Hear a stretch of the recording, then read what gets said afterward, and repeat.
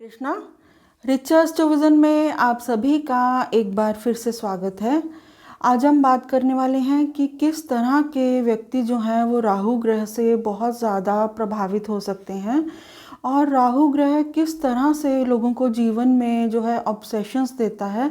इसको हम house wise जानेंगे और इसके साथ ही ये भी जानेंगे कि न्यूमरोलॉजी के अकॉर्डिंग नंबर 4 से रूल्ड व्यक्ति, यानी कि जिनका जन्म किसी भी महीने की 4, 13, 22 या 31 तारीख को हुआ है, राहु ग्रह उन्हें किस तरह से प्रभावित करता है।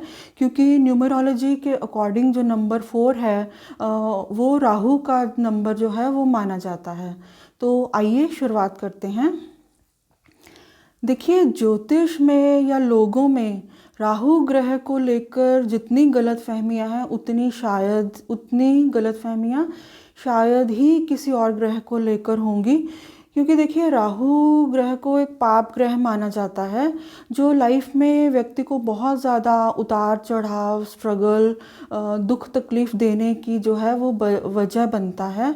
और लेकिन इसका एक दूसरा पहलू ये भी है कि देखिए, अगर राहु ग्रह जो है वो बर्थ चार्ट में वेल प्लेस्ड हो तो जितना राहु ग्रह किसी व्यक्ति को दे सकता है उतना शायद ही किसी और व्यक्ति को जो है दे पाए। तो राहु ग्रह अगर बर्थ चार्ट में वेल प्लेस्ड हो तो अपनी दशा या अंतर्दशा में किसी भी व्यक्ति को बहुत ज़्यादा सक्सेस, नेम, फेम और प्रॉस्पेरिटी देने की जो है वो वजह बनता है। लेकिन इसके साथ ही अगर राहु ग्रह की जो प्लेसमेंट है वो ख़राब हो तो जो व्यक्ति है उसको बहुत ज़्यादा परेशानियों का सामना करना पड़ता है। इतनी परेशानियां कि जो व्यक्ति है वो सोच भी नहीं सकता।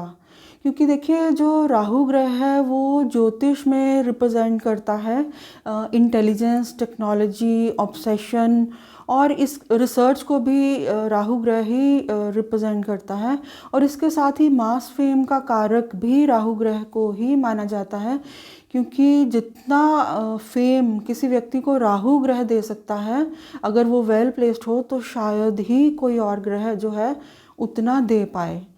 तो अब हम ये भी जानेंगे कि किस तरह के व्यक्ति जो हैं वो राहु ग्रह से जो है बहुत ज़्यादा प्रभावित हो सकते हैं।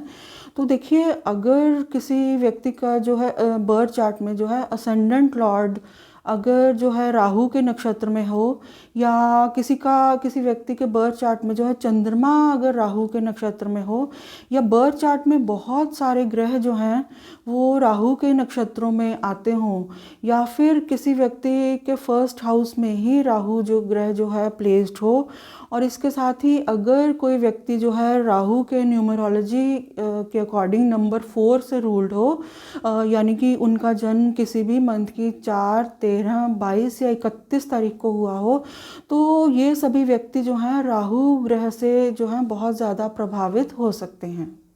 यहाँ पर मैं ये भी कहना चाहूँगी कि जो भी व्यक्ति राहु ग्रह से बहुत ज़्यादा प्रभावित हैं वो टेक्नोलॉजी से बहुत ज़्यादा प्रभावित हो सकते हैं।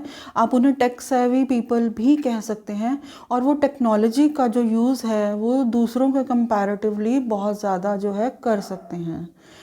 तो इसके बाद मैं बात करना चाहूँगी कि जो राहु ग्रह है वो जीवन में किस तरह के ऑब्सेशंस दे सकता है। आप जीवन में किन चीज़ों से सबसे ज़्यादा ऑब्सेस्ड रहेंगे, तो ये जानने के लिए आप अपने बर्थ चार्ट में देख सकते हैं कि राहु ग्रह आपके बर्थ चार्ट के किस हाउस में जो है वो प्लेस्ड है।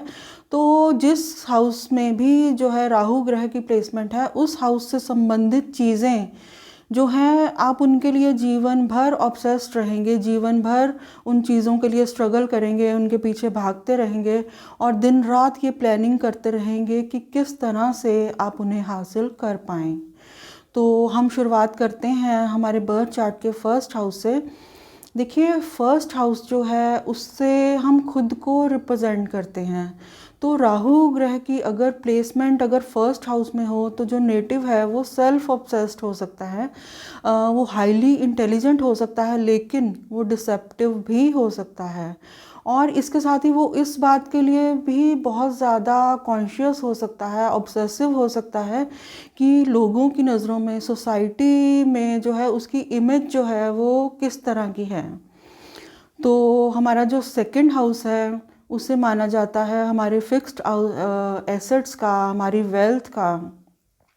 तो अगर राहु ग्रह जो है वो बर्थ चार्ट के सेकंड हाउस में प्लेस्ड हो तो वो नेटिव को जो है पैसों के लिए, फिक्स्ड एसेट्स के लिए, बहुत ज़्यादा पैसे अर्न करने के लिए जो है ऑब्सेसिव बना सकता है।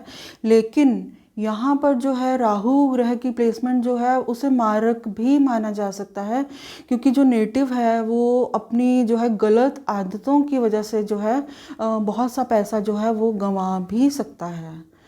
तो थर्ड हाउस जो है हमारे बर्थ चार्ट का वो माना जाता है हमारे संघर्ष का, स्ट्रगल का, और इसके साथ ही कम्युनिकेशन को भी थर्ड हाउस से ही देखा जाता है। तो देखिए, अगर थर्ड हाउस में राहु ग्रह की अगर प्लेसमेंट है तो वो नेटिव को ऑब्सेसिव बनाता है, जीवन में बहुत ज़्यादा संघर्ष करने के लिए, स्ट्रगल करने के लिए, लाइफ में जितनी मर्जी जो है मुश्किल परिस्थितियों का सामना, भले ही जितना मर्जी तकलीफ़ों का सामना करना पड़े, जो नेटिव है वो स्ट्रगल से कभी भी पीछे नहीं हटता। वो आखिरी दम तक, लास्ट मोमेंट तक जो है वो स्ट्रगल कर सकता है अगर राहु की प्लेसमेंट थर्ड हाउस में हो तो। और इसके साथ ही यहाँ पर जो राहु ग्रह है वो नेटिव को कम्युनिकेशन के लिए भी ऑब्सेसिव बना सकता है। तो इसके बाद है हमारे बर्थ चार्ट का फोर्थ हाउस।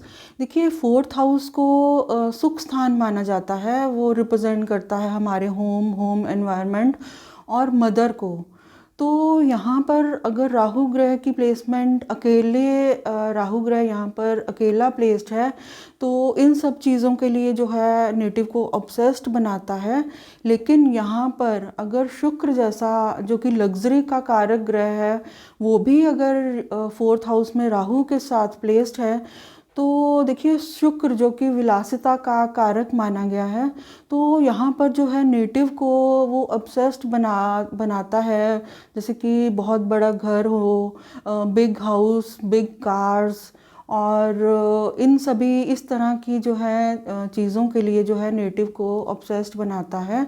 लेकिन यहाँ पर जो है फोर्थ हाउस में राहु की जो प्लेसमेंट है वो फैमिली के एनवायरनमेंट में एक तरह से डिस्टर्बेंस क्रिएट करने की वजह भी हो सकती है।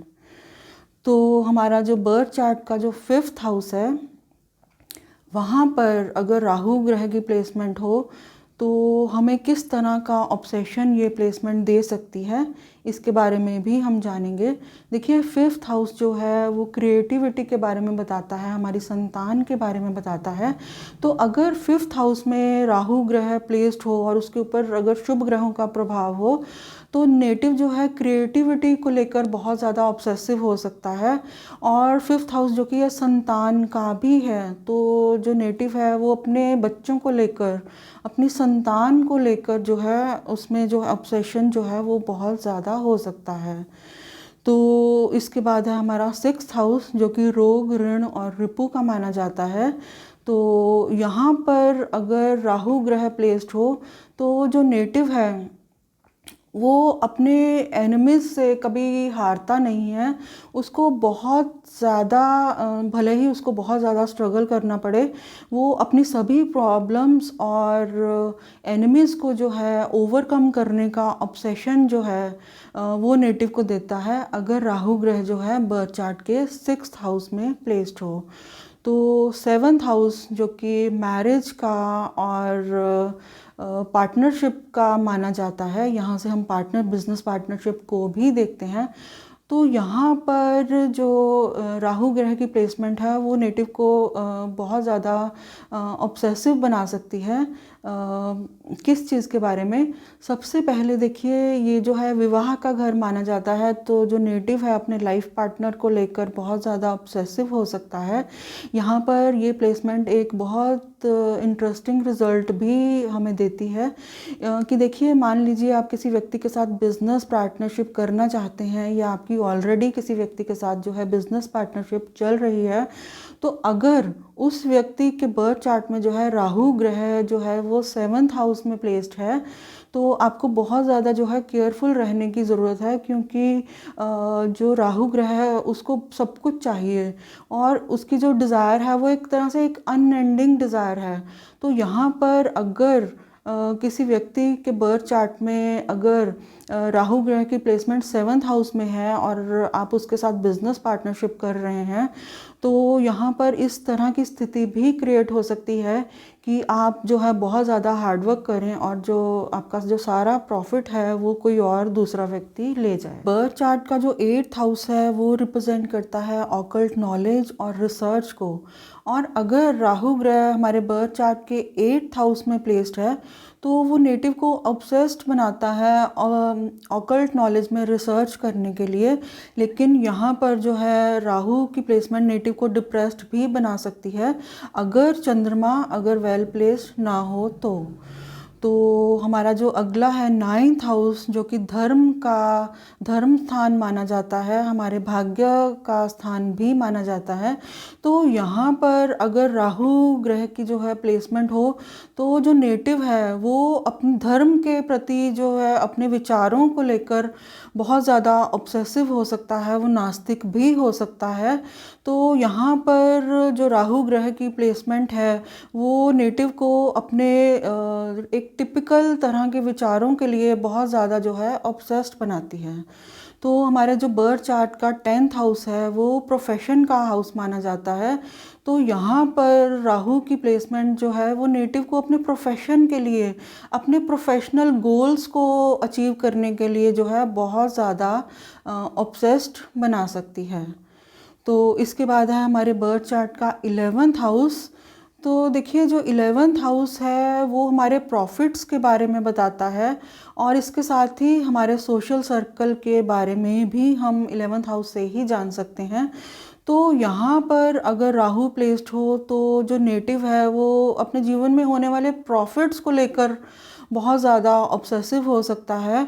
और यहाँ पर अगर शुक्र जैसे ग्रह की प्लेसमेंट भी हो राहु के साथ तो जो नेटिव है उसको अपने सोशल सर्कल को लेकर बहुत ज़्यादा ऑब्सेशन हो सकता है और उसको इस बात का ऑब्सेशन भी हो सकता है कि उसके जो है रिलेशनशिप जो है एक रॉयल लोगों के साथ जो है वो होने चाहिए। तो हमारे जो बर्थ चार्ट का आखिरी हाउस है 12th हाउस, जिससे कि हम अपने खर्चों के बारे में, अपने लॉसेस के, जीवन में होने वाले लॉसेस के बारे में जान सकते हैं। तो यहाँ पर अगर राहु ग्रह की प्लेसमेंट हो और उसके ऊपर जो है खराब ग्रहों की, पाप ग्रहों की जो है दृष्टि हो तो जो नेटिव है वो फिजूल खर्ची से अपना बहुत सा जो है पैसा वेस्ट कर सकता है और इसके साथ ही उसको मल्टीपल रिलेशनशिप का भी जो है बहुत ज़्यादा ऑब्सेशन यहाँ पर उसको राहु ग्रह दे सकता है। लेकिन यहाँ पर अगर राहु ग्रह की प्लेसमेंट है लेकिन उसके ऊपर शुभ ग्रहों का जो है प्रभाव है तो जो नेटिव है वो मेडिटेशन के लिए भी बहुत ज़्यादा जो है ऑब्सेसिव हो सकता है। तो आखिर में मैं ये कहना चाहूँगी कि जो राहु ग्रह से प्रभावित जो भी व्यक्ति हैं उनके जीवन में जो है नेगेटिव एस्पेक्ट, जो मेन नेगेटिव एस्पेक्ट हो सकते हैं वो ये हैं कि पहली बात तो उन्हें जो है जीवन में बहुत ज़्यादा जो है स्ट्रगल करना पड़ता है, बहुत ज़्यादा अप्स एंड डाउन्स का सामना करना पड़ता है। तो और इसके साथ ही अगर उनकी जो है राहु की दशा या महादशा भी चल रही हो तो इन व्यक्तियों को जो है एक अनजाना सा एक डर हमेशा इनके मन में रहता है कि कहीं वो जो भी उनके पास है, चाहे वो मटेरियल पोजेशंस हैं या उनके जीवन में जो भी उनसे कनेक्टेड लोग हैं, कि कहीं वो उन सबको खो ना दें। इस तरह का एक अनजाना सा जो डर है वो हमेशा जो है इन लोगों के मन में जो है हमेशा रहता है। तो ये था मेरा छोटा सा एनालिसिस। तो अगर आपको ये वीडियो अच्छा लगा हो तो प्लीज़ मेरे चैनल को सब्सक्राइब करें, मेरे वीडियो को लाइक करें। हरे कृष्णा।